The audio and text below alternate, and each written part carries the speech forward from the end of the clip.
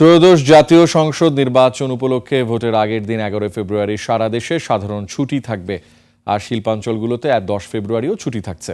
বৃহস্পতিবার উপদেষ্টা পরিষদের বৈঠকের পর প্রেস ব্রিফিংয়ে প্রধান উপদেষ্টার প্রেস সচিব শফিকুল আলম এসব তথ্য জানান। এদিন উপদেষ্টা পরিষদের বৈঠকে 13টি এজেন্ডা নিয়ে আলোচনা হয়েছে। মেহেদী হাসানের রিপোর্ট।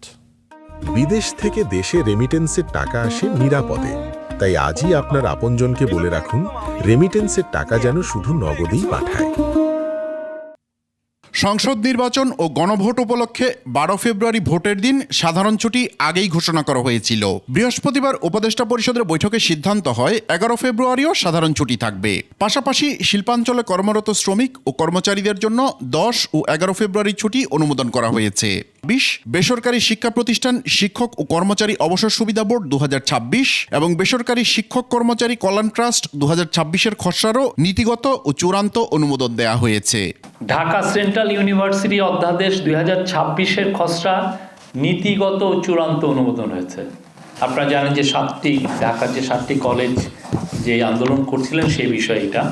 অনলাইন সহ বিভিন্ন ধরনের জুয়াকে সংজ্ঞায়ন করে জুয়া প্রতিরোধ অধ্যাদেশ 2026-ও অনুমোদন দেওয়া হয়েছে উপদেষ্টা পরিষদের বৈঠকে। আমাদের সেন্ট্রাল ব্যাংক বলেন বা ফিনান্স মিনিস্ট্রি বলেন বা ব্যাংকিং ডিভিশন বলেন বা আইসিটি মিনিস্ট্রি বলেন, বিটিআরসি বলেন, সবাই এখন এই বিষয়ে এখন খুব ভালোভাবে নজর দিবেন এবং জুয়ার যেগুলো অ্যাপস আছে অনেকগুলো আমরা নামিয়েছি।